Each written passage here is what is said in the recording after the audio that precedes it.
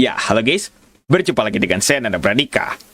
Menemukan sebuah file yang katanya digunakan untuk ngetes dari keamanan komputer kita. Kalau teman-teman nggak sengaja untuk mengklik file tersebut, maka Windows teman-teman atau komputer teman-teman akan rusak.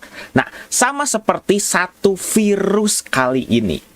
Katanya ini diciptakan hanya untuk ngetes kira-kira sistem kita sudah aman atau belum. Kalau misalnya aman, maka ketika kita jalankan file ini, itu tidak akan menjadi masalah. Nah, tapi masalahnya adalah ini pasti akan merusak, karena ini adalah sebuah virus. Namanya adalah REC, alias R3KT virus. Namanya adalah seperti itu. Kalau dilihat dari desktop iconnya saja, ini sudah mencurigakan. Logonya aja troll. Ya, artinya ini emang nge-troll. Tapi ini memang sengaja diciptakan oleh yang namanya adalah The Piminer. Nah, namanya kurang lebih seperti ini ya. The Piminer. Yang menciptakan virus ini katanya sengaja untuk dijadikan alat percobaan apakah komputer teman-teman itu kuat atau tidak. Nah, tapi kalau misalnya teman-teman hanya dilindungi oleh antivirus biasa, ini sepertinya tidak akan efektif. Jadi, teman-teman mungkin ada yang ingin coba, ya, resikonya bisa ditanggung sendiri. Sekarang kita akan langsung lihat aja dari propertiesnya. Ukurannya kecil banget di sini, hanya 172 KB. Dan description-nya serba REC, R3KT. Saya nggak tahu dibacanya apakah seperti itu, tapi yang pasti kurang lebih, ya, nama virusnya adalah seperti ini.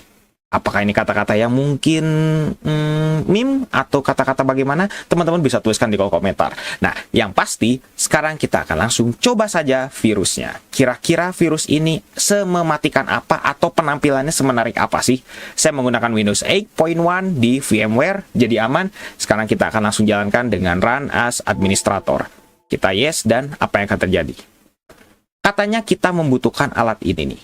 Apa nih? Kita membutuhkan .NET Framework 3,5. Kalau misalnya kita skip, bagaimana dan apakah yang akan terjadi kalau misalnya kita skip? Kita skip dulu dan apa yang akan terjadi? Teman-teman bisa lihat ya. Ini tidak bisa berjalan kalau tidak ada .NET Framework 3,5. Memang menurut si pembuatnya, ini hanya cocok untuk Windows XP dan Windows 7. Jadi, teman-teman yang bisa menggunakan Windows itu, teman-teman mungkin bisa coba. Nah, sekarang kita akan beralih terlebih dahulu ke Windows 7. Oke, sekarang saya sudah ada di Windows 7, yang dimana notabene ini sudah ada .NET Framework versi 3.5-nya. Sebenarnya teman-teman kalau tidak menggunakan Windows 7, Windows 8 ke atas misalnya, itu bisa asalkan ada .NET Framework 3.5. Nah, saya sekarang sudah pindah ke Windows 7 yang ada .NET Framework 3.5-nya. Sekarang kita akan jalankan dengan run as administrator dan apa yang kira-kira akan terjadi. PC kita apakah akan selamat atau tidak? Sekarang kita akan lihat. Dan inilah tulisannya. Are you still doing okay?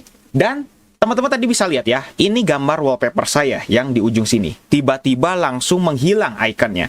Kalau kita buka, apa yang terjadi? Katanya nggak bisa. Loh, jadi ini virus apa nih?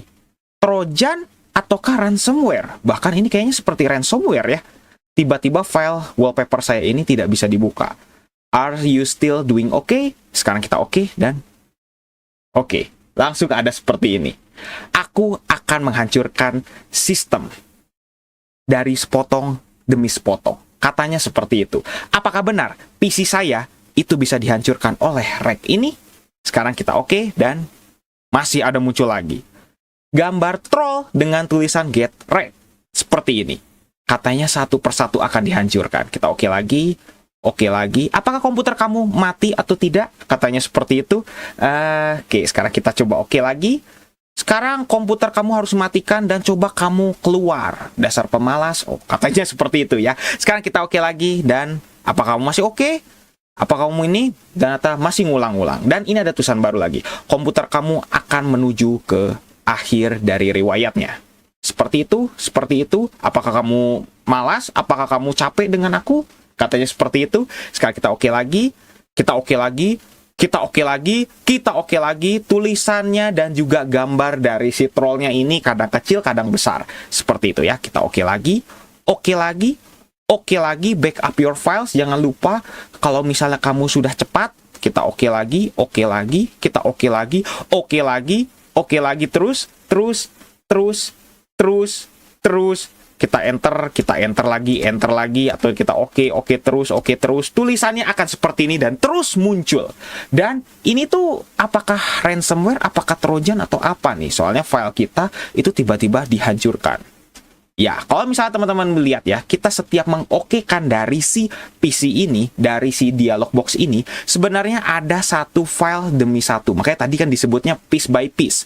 Satu demi satu itu akan dirusak. Jadi dirusaknya itu dengan cara gimana? Dengan cara source code-nya, alias dari filenya, kalau teman-teman misalnya ngelihat dari hex code-nya atau segala macamnya, itu akan di-replace dengan kata-kata get wrecked. Oke, jadi ini mungkin bisa dibilang virus yang kayaknya akan mengubah dari si isi filenya. Apakah master boot record-nya juga akan kena? Akan di-replace dengan kata-kata seperti itu?